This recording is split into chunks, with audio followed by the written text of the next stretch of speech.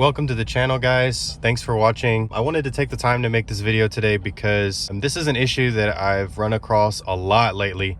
I've probably seen this issue 8 or 10 times in the last month. So I've got a 2015 GMC Sierra with a 5.3, and this thing, I believe it's got a thermostat issue. So I'm going to show you guys how I diagnose it, and then we're going to jump into the repair and get that done. So let me get the scanner hooked up and we'll look at the data and we'll go from there. So on any of these 2014 and newer GMC Sierras, Chevy Silverados, Chevy Tahoes, Yukons, any of these vehicles, the symptoms of a bad thermostat, you'll find that the temperature gauge never gets to operating temperature. Sometimes the temperature gauge even goes down when you're driving.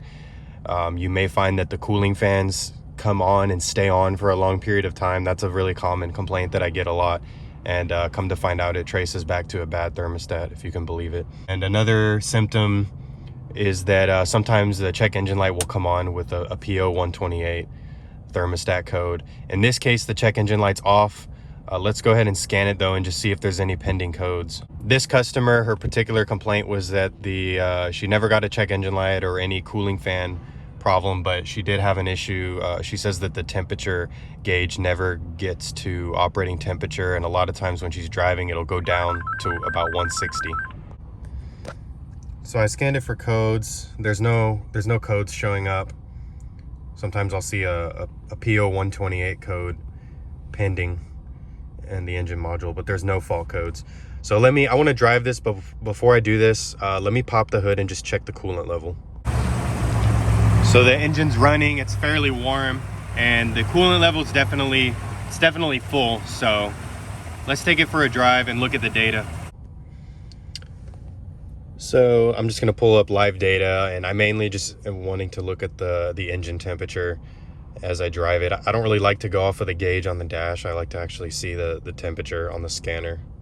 Okay, so I got a bunch of data here, but really the only thing I care about right now is the coolant temperature. So let me just show that.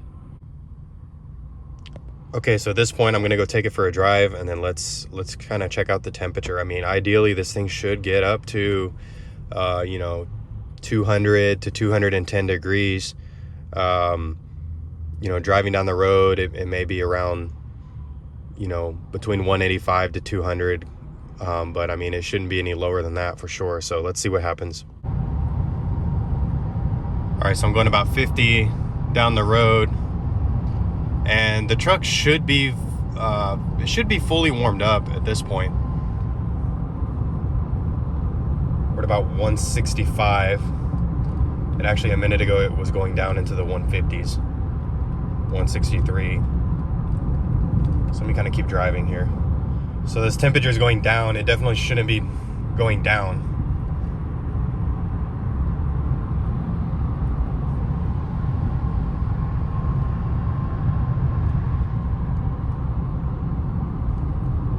Yeah, and see, I'm still 59 miles an hour, and the temperature is actually going even lower.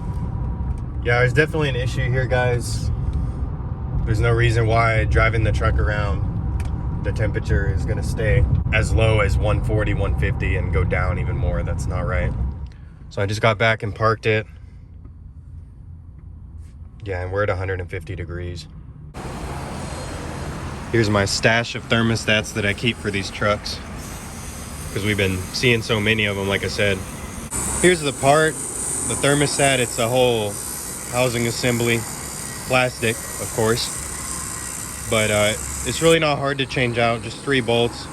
I'm going to show you guys right now how to get to it and how to swap it out.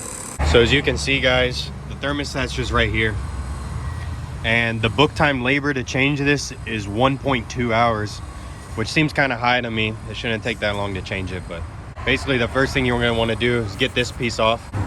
So step 1, undo this 8mm right here, and then we're going to undo the 8mm for right here.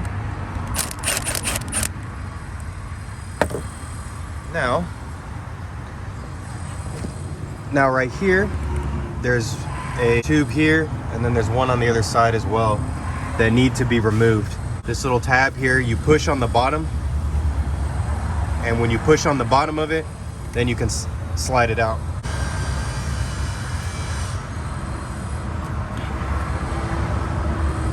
Now on this one that's on the passenger side, it looks like it pushes down from the top.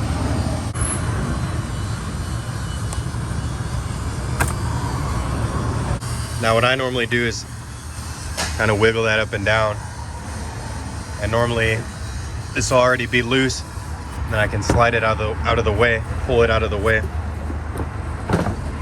Sometimes if these have been on there for a long time, they may be stuck, and you may have to use a pick and stick it back in there and break the seal loose, but this one was okay, it was loose already. Same thing over here.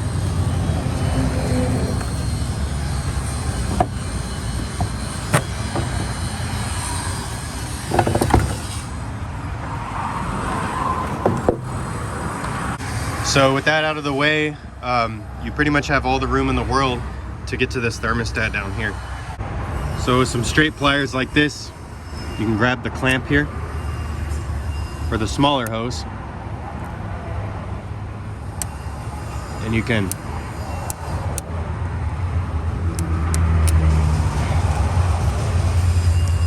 move it up.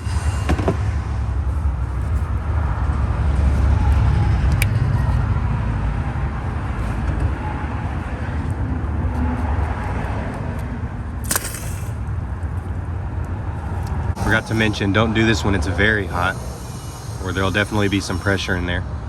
But some coming out like that is normal, it's gonna happen.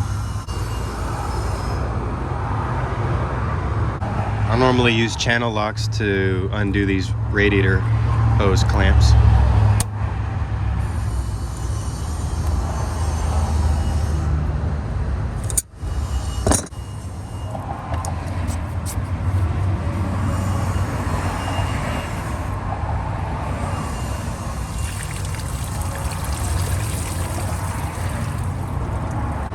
Just gonna move that hose over there out of the way for now.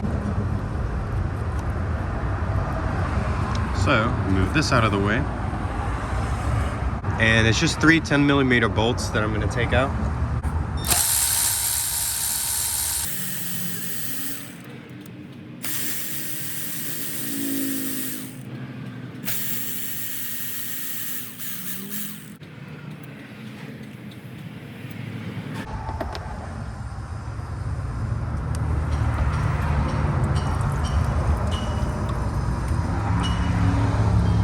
Here comes the old thermostat, and don't forget the gasket. Take that one off of there.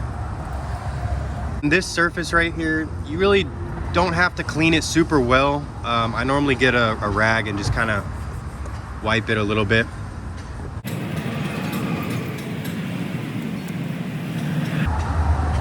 So here's the old one, and then the new one that we're gonna put in. So the new one, obviously make sure that the new gasket's installed. The gasket comes with it already, but make sure that the gasket is there, and simply reinstall.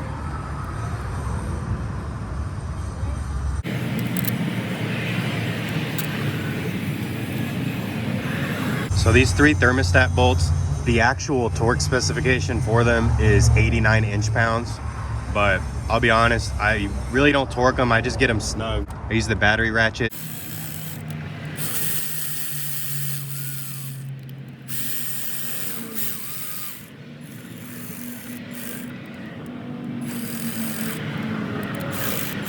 So with the bolts ran down a little bit with the battery ratchet, I'm just gonna use the hand ratchet, get them snug.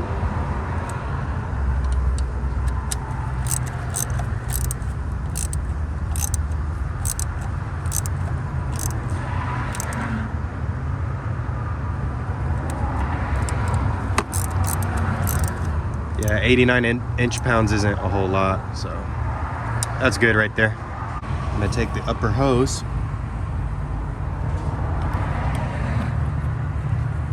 reconnect it.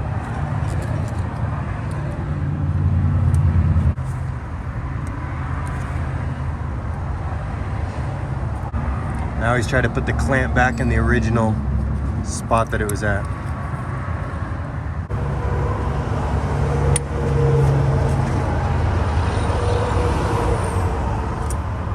The clamp's installed in the same position.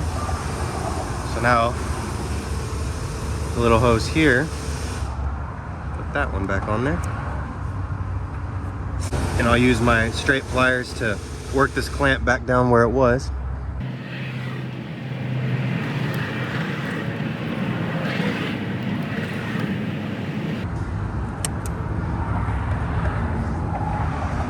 That's good right there. Now, I'm gonna run a little bit of water to kind of wash some of this coolant away. Just put some rags there just in case. But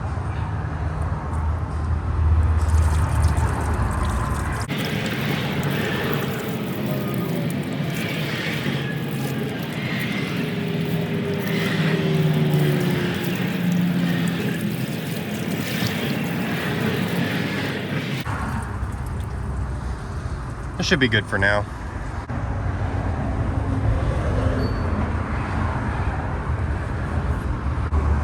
So I'm gonna take this and put this back on.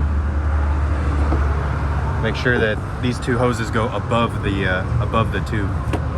And before I tighten those clamps, see, this whole thing can pivot back and forth. So before I tighten these, I normally like to put these on first.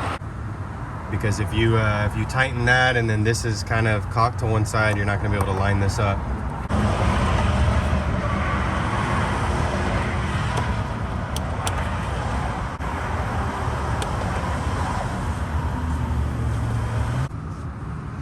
Forgot to mention over here on the passenger side, there's this tiny little plate that this airbox has to slide into. But with these plastic breather tubes connected now, this pretty much stays lined up where it needs to be. Then you can tighten these 8mm.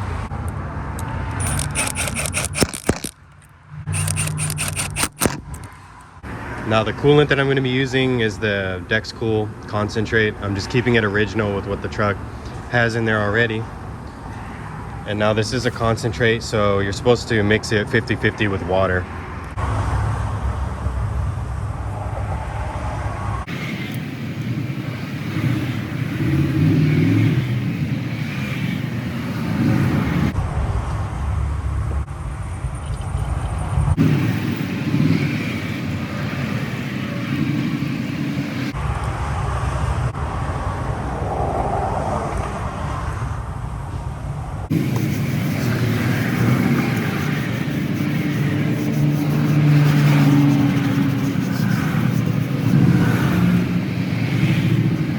So it went down a little bit, but I normally fill it up to about the full cold, and then I just leave the cap off. And then I come inside the truck. I'm gonna go ahead and start it. Yeah, and there's no special bleeding procedure that you have to do for this. You just fill up the overflow tank. There's no bleed screw or anything like that. I normally turn the heater on high, put the fan on like 1 or whatever. Then I just let it run like that with the cap off for maybe 10 minutes or so. Let it warm up a little bit, and then turn the key off, let it cool down, top off the fluid, put the cap on, and then go for a drive. So that's what I need to do now. All right, so I've shut it off. I topped off the coolant. Yeah, I'm just gonna shut the hood now and go for a drive, and let's see what happens. By the way, I just have to say, I think this is a good looking truck, guys. I think that this body style looks way better than the new style that they came out with in 2021 or whenever it was. I don't know. Tell me, what do you guys think? To me, this style looks really good. All right, so I'm going down the road again, going 50 right now. I just started driving. So here's the data on the scanner. I put the vehicle speed this time so you guys can see how fast I'm going. But we're already much improved from before, guys. You see the difference between how it was before and how it is now.